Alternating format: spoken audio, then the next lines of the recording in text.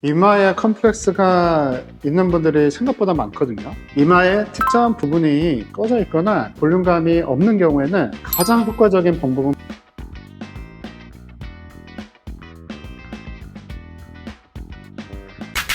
안녕하세요. 오늘은 제가 고민 상담을 드리려고 하는데, 제가 이마에 좀 컴플렉스가 있어요. 중간 부분이 좀 꺼져 있기도 하고 이마 자체도 납작한 편이라 거울 볼 때마다 신경이 쓰이던데, 저도 연예인들처럼 예쁜 이마가 되고 싶은데 추천해 주실 만한 시술 없을까요? 이마에 컴플렉스가 있는 분들이 생각보다 많거든요. 이마가 얼굴의 거의 한 3분의 1 정도 차지하는 부위이다 보니 볼륨이 없거나 꺼져 있으면 전체적인 인상에 은근히 영향을 많이 주게 되거든요. 예쁘다고 생각하는 연예인들 자세히 한번 살펴보면 이마가 볼륨이 있으면서 매끈한 느낌이 들죠. 이마가 꺼져 있으면 인상이 강해 보이기도 하고 많이 들어 보이기도 쉽죠. 이마의 특정한 부분이 꺼져 있거나 볼륨감이 없는 경우에는 가장 효과적인 방법은 바로 필러 시술입니다. 주변에 이마 필러 하신 분들 굉장히 많거든요. 지방 이식을 하는 방법도 있지만 생착률이 낮으면 주입한 지방이 다 빠져나가서 개선이 안 된 경우도 정말 많아요.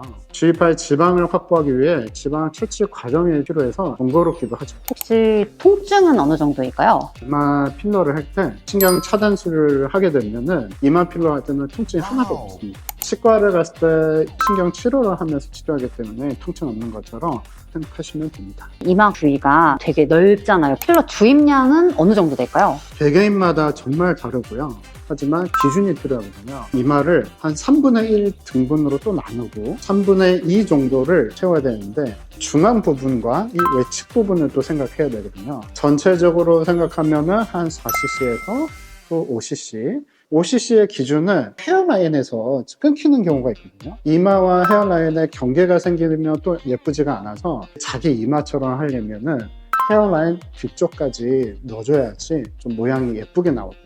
이마 필러를 할 때는 어떤 필러 제품을 고르는 게 좋을까요? 우선은 정말 다양한 입자들이 있거든요. 큰 입자일수록 유지기간이 길고 작은 입자일수록 좀 미세 부분을 하는 거고요. 이마 같은 경우에는 입자가 큰 제품 쓰는 거를 추천해 드립니다. 필러 제품별로 유지되는 기간에 차이가 있을까요? 제품별로 정말 차이가 크거든요. 따라서 보통 한 2년이나 3년 가는 제품들도 있습니다. 시술할 때 원장님만의 노하우를 살짝 알려주신다면? 우선 노하우는 디자인을 하는 거가 매우 중요하고, 이마가 바깥쪽으로 가면 측도라고 표현을 하거든요. 너무 중앙에서 끝내도 안 되고요. 너무 바깥쪽으로 가서 외측이 넓어져도 안 되고, 또는 이마의 윗선에서 끊기는 모습을 또 보이게 되면 또 안 되고요. 손으로 눌렀을 때 울퉁불퉁하지 않는 그 깊이도 정말 중요합니다. 이마 필러를 하고 나서 몰딩을 꼭 해야 되나요? 저희가 이마는 크게 5개의 층으로 나눠져 있거든요. 같은 층을 깊게 들어가면은 몰딩을 안 해도 되지만, 만약에 층이 잘못 들어갔다 하면은 몰딩을 적극적으로 좀 하셔야 되고, 분산을 시키는 목적이 크기 때문에 충분하게 해주시는 게 좋습니다. 멍이 들거나 붓기가 있을까요? 붓기는 좀 있을 수 있어요. 외부의 물질이 들어오게 되면은 몸에서 반응을 하기 때문에 정상적인 현상이고, 멍 같은 경우에는 층을 잘 들어가게 되면 무혈관층이 있고 또는 글라이딩 존이라는 게 있거든요. 그 부분에 넣게 되면은 멍이 들 확률과 필러가 이동하는 이런 모습들은 생기지는 않습니다. 이마 필러 하고 나서 이제 주의사항. 이마 필러 하고 나서 우선 눌리면 안 돼요. 모양을 예쁘게 다 이렇게 해놨는데 그래서 이렇게 누르게 되면은 이동을 하게 되거든요. 수면을 취할 때 엎드려서 자는 거는 좀 피해 주시고, 술, 담배, 목욕탕이나 사우나 이런 거는 하시면 안 됩니다. 층이 생긴다던가 이렇게 울퉁불퉁해졌을 때는 네. 어떻게 하는 게 좋을까요? 이 원인은 글라이딩 존은 무혈관 층이고 되게 부드러운 층이거든요. 그 층을 들어가게 되면은 울퉁불퉁한 현상이 생기지는 않고, 필러 눌렀을 때 꺼지고 몰딩하면 또 펴지고 이런 경우가 있는데 너무 표면 쪽으로 들어가서 생기는 문제거든요. 울퉁불퉁함이 너무 심하다 하면은 전체적으로 다시 녹이는 편이고요. 새롭게 층을 하나 만드는 게 시간적으로나 금전적으로나 더 효율적이라고 생각합니다. 실제로 이마 필러가 흘러내려가지고 눈이 무거워져가지고 눈뜨기가 힘드시다는 분들도 있더라고요. 크게 두 가지로 또 생각해 볼 수 있거든요. 하나는 붓기가 너무 심했다.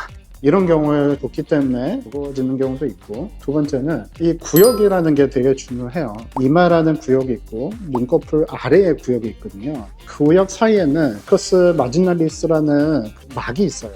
만약에 그 막을 뚫고 하게 되면은 하나의 채널이 돼서 그 채널을 통해서 내려오는 경우가 있거든요. 필러가 눈꺼풀 위에까지 옮긴 경우도 있습니다. 막이 찢어져서 생기는 하나의 현상이라고 이해하시면 좋을 것 같습니다. 오늘은 피디님처럼 꺼지고 낙작한 이마 때문에 고민이신 분들이 정말 많습니다. 효과적이고 아름다운 이마에 대해서 한번 이야기해 보았습니다. 제대로 잘 시술받으면 볼륨감도 개선을 하면서 입체감도 형성할 수 있다는 점 기억해 주시고요. 오늘 영상 재밌으셨나요? 더 유익한 정보 준비해 보겠습니다. 지금까지 닥터 리뉴얼 양원장이었습니다. 감사합니다.